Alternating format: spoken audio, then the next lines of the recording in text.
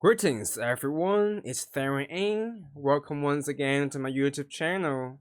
As you can see in the background, this video is not going to focus on a particular topic in terms of language learning. Today's topic is learning English with the movie Avengers Endgame. I have chosen several short clips where there are some interesting language resources you may not know. Without further ado, let's jump in. Back. Where are you going? To kill Thanos. You even know where he is? I know people who might. Don't bother. I can tell you where Thanos is. The first thing we can learn from the clip is a sentence structure known as indirect questions or embedded questions. This particular pattern in English allows us to sound more polite by adding another question before the question we want to ask. In the clip, after Captain Marvel says she's gonna finish Thanos off, Rhodey asks, "Do you even know where he is?" And his question is an indirect question with two parts. The first part is, "Do you even know?" And the second part is, "Where he is." There are actually two standalone questions being put together. Do you even know? And where is he? Pay attention here, in indirect questions, the word order is different for the second part. Let's take a look at an example. We have two indirect questions here. Can you figure out which one is grammatically correct and which one is not? 5 seconds.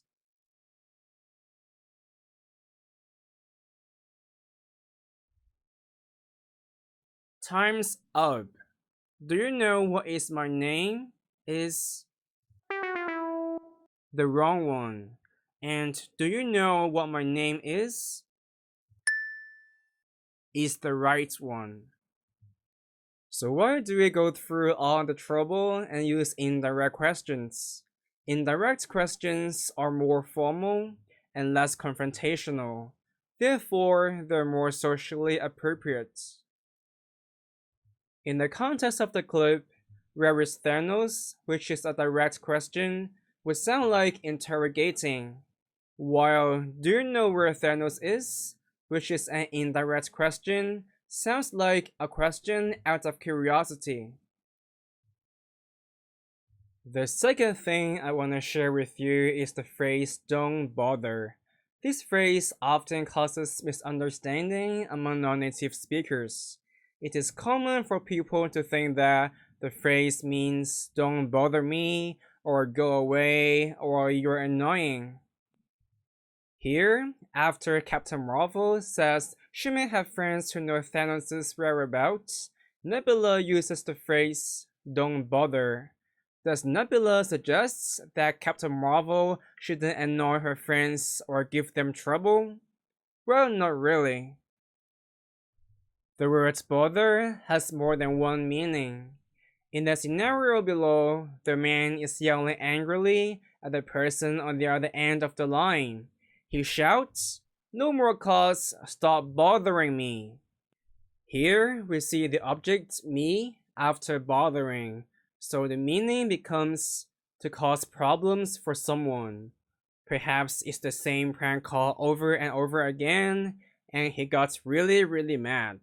So he just demanded the caller to stop annoying him. When the word bother is not followed by an object, the meaning becomes different. In this scenario, the girl is pretty upset. She complains, "I am very angry. You don't even bother to text me." Here, we don't see any objects after the word bother. In this way, the word bother means to make effort to do something. The girl thinks the boy does not spend enough time chatting with her over text messages, so the phrases "don't bother" and "don't bother me" actually mean quite different things. Don't bother basically means you don't need to.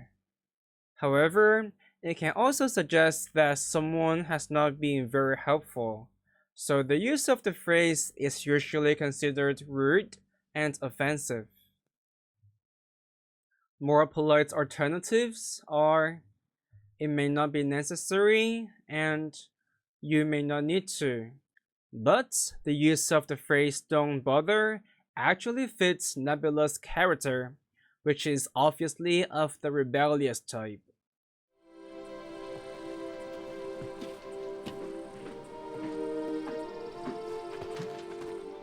No, we know what it sounds like. Tony, after everything you've seen, is anything really Quantum impossible? fluctuation messes with the Planck scale, which then triggers the Deutsch proposition. Can we agree on that? In layman's terms, it means you're not coming home. I did. No, you accidentally survived. It's a 1,000,000,000 1 cosmic fluke. Number 3. Quantum fluctuation. When Tony Stark explains the danger of the proposed time travel, he uses a bunch of technical terms. The first one is quantum fluctuation. Quantum refers to the smallest amount of energy that can be measured, and fluctuation means the process of changing continuously. Putting the two words together, quantum fluctuation means the temporary change in the amount of energy around us. This three-dimension simulation of quantum fluctuation was created by Professor Derek Lineweber at the University of Adelaide. He used a supercomputer to simulate how particles interact with each other in an empty space. Number 4. Mess with. Mess with is an informal phrase meaning to interfere with or to try changing something in a negative way. For example, when someone is about to bully or harass you, you can say, "Don't mess with me," as a threat to scare off the bad guy. Number 5. Planck scale. Planck scale is the smallest reality where laws of physics we know today, in particular those about length, mass, temperature, time, and charge, still hold true. So how small is Planck scale in comparison to other scales? The meter scale can be used to measure mammals. For example, 1 meter is roughly the distance between a person's feet and his or her head when sitting down. The nanometer is often used to express dimensions of atoms. And Planck scale is way down at the bottom. To put it in perspective, if we magnify an atom up to the size of the observable universe, Planck scale will be about the size of an average tree. Number 6. Trigger. Tony's explanation comes in 2 parts separated by a comma. The first part leads to the second. The word "which" actually refers to the fact that quantum fluctuation interferes with Planck scale. This phenomenon triggers a reaction called Deutsch proposition. The word "trigger" is similar to "cause" and "lead to," but it has one more layer of meaning. As a noun, a trigger refers to these parts of a gun. When you pull the trigger, a spring mechanism causes a small explosion and thus propels the bullet. The word "trigger" means to cause something to happen quickly. For example, we can say, "This chemical reaction triggers an explosion." The word "trigger" is used here rather than "cause" or "lead to." The reason for this is to stress the fact that the explosion occurs in a split second. Then how about the Deutsch proposition? It's actually completely fictional, although it's believed that the last name is a reference made to David Deutsch, a British physicist specializing in the field of quantum computation. Number 8, in layman's terms. After Tony's confusing account that nobody understands, he attempts to joke about their plan and at the same time tells the others right away that going back in time would be a suicide mission. He begins his mockery with "in layman's terms." So what does that mean, and what are laymen? The word layman is the opposite of experts. Laymen are people who do not have in-depth knowledge of a particular area. If you run into a problem in an academic discipline, you won't expect a random passerby on the streets is able to help you because he or she may probably be a layman. Rather, you need to consult an expert who is someone who has a high level of knowledge of a particular area. So layman's terms are simple words that an average individual will understand. The opposite is jargon, which refers to technical terms understood only by experts. Number 9. A billion to one cosmic fluke. When Scott uses his return as an example to suggest that time travel is possible, Tony corrects him and says he survived by accident and it's a billion to one cosmic fluke. The phrase "a billion to one" is an exaggerated variation of "a million to one", which means extremely unlikely. The actual number does not matter, it's just a metaphor. And cosmic means relating to the universe. Fluke means something good that has happened only because of luck. Fluke. And now you want to pull a, what do you call it? Time heist? Yeah, time heist. Of course. Why didn't we think of this before? Oh, because it's laughable? Because it's a pipe dream? The stones are in the past. We could go back, we could get them. Number 10. A time heist. Ant-Man uses the phrase time heist as a metaphor for time travel. This metaphor also becomes the codename of their mission, which is about going back in time to get the Infinity Stones. The word heist means an armed robbery. So a time heist is an armed robbery of time. In the context of the movie, it means forcefully taking away time so the Avengers can fetch the stones in history. Number 11. A pipe dream. Tony Stark is strongly against the idea of time travel, or in their own words, time heists. Tony suggests it is laughable and it is a pipe dream.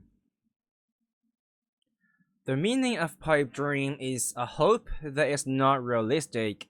For example, you may say, winning the lottery is a pipe dream. This phrase has its origin in opium smoking in the 19th century. The drug makes its users fall into sleep easily and then produces weird, unexplainable dreams. Pipe dream? The stones are in the past. We could go back, we could get them. We can snap our own fingers. We can bring everybody back. Or screw it up worse than he already has, right? I don't believe we would. Gotta say, I sometimes miss that giddy optimism. Number 12. Giddy optimism. Captain America shows great, a bit unrealistic confidence in their time heist mission. Tony Stark is clearly tired of explaining and keeps giving funny comments. After Thanos killed half of the population on Earth, Tony Stark and Cap didn't see each other for a long time, and that's why Tony says he sometimes misses Cap's giddy optimism. Sometimes the word giddy means feeling dizzy, lightheaded. But in the context of the movie, it means silly, happy, and excited. Then how about optimism? Optimism can refer to the quality of being full of hope. Someone who shows optimism never talks about failure. Captain America is one such character. However, Cap tends to use short sentences, and that makes his optimism sound silly sometimes. Another meaning of optimism is focusing on the goods rather than the bad. For example, if someone asks you to describe this picture, what would you say? If your answer is half full, then you're showing optimism because you're emphasizing the parts where there is water. But if your answer is half empty, then you're showing pessimism because you put emphasis on the parts where there is no water. It's time for a quiz. Number 1. His plan is not going to work. It's simply too risky. It is no more than A. A layman, B. Optimism, C. A pipe dream, D. Jargon. 5 seconds.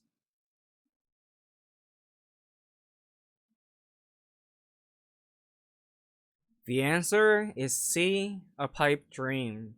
A pipe dream is an idea that is not realistic. In the question, it says the plan is not going to work. It means that it's probably going to fail. No more than here means only. It is no more than a pipe dream. It's only a pipe dream. Number 2. Should I help you with this, Miss Goldberg? Don't. You're useless anyways. A. Maths, B. Trigger, C. Be optimistic, D. Bother. 5 seconds.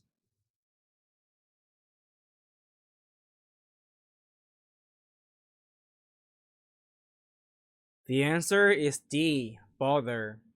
Don't bother is a phrase that is used for telling someone that he or she does not need to do something anymore.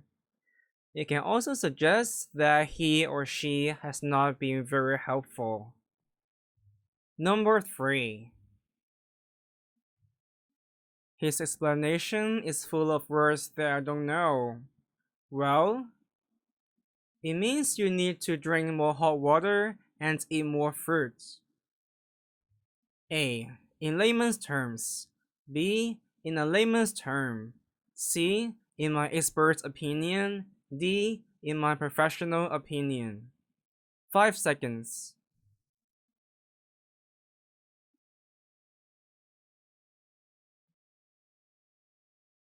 The answer is A. In layman's terms. After the first person says he doesn't understand someone's explanation because it's too technical, the second person tries to rephrase the explanation with words that are simple, such as drink, eat, water, and fruit. To introduce a simplified explanation, you use the phrase in layman's terms. Number 4. James only won the competition on a... He is actually very bad at tennis. A. Fluke, B. Maths, C. Trigger, D. Fluctuation. 5 seconds.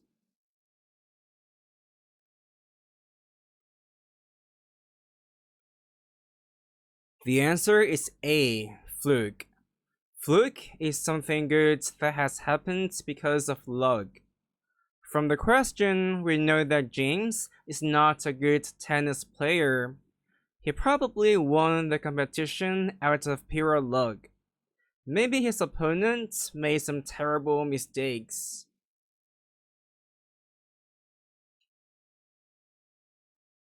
Number 5. There have been huge in the stock market. Prices of stock shares go up and down very quickly. A. Pessimism, B. Fluctuations, C. Optimism, D. Cosmic. 5 seconds.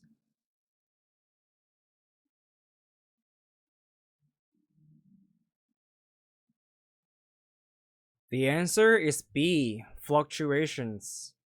The word fluctuations refers to rising and falling in number or amount. If changes in prices rise and fall very quickly, it can be described as huge fluctuations. Number 6. The gangster beats John up badly. Gangsters are violent and they should not be A. Messed with, B. Optimistic, C. Triggered on, D. Pessimistic. 5 seconds.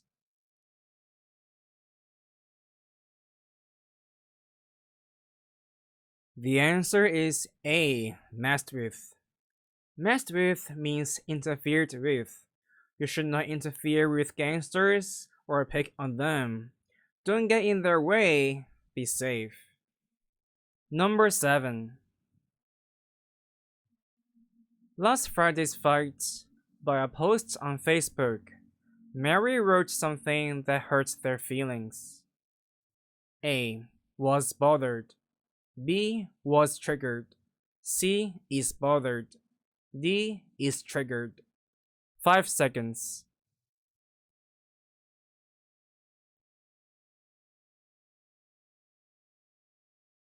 The answer is B. Was triggered. When we see last Friday, we know that it's talking about a past event, so we need an answer with a past tense verb. Therefore, we can rule out C and D. Bother means annoy and trigger means cause something to happen quickly. The Facebook post Mary wrote hurt some people's feelings, so they fought. The post written by Mary was the cause, so the answer is was triggered. Number 8. Look, there is a group of masked men rushing into the bank. They got guns. I think it's about to take place. Let's call 911. A. Fluke. B. Trigger. C. Fluctuation. D. Heist. 5 seconds.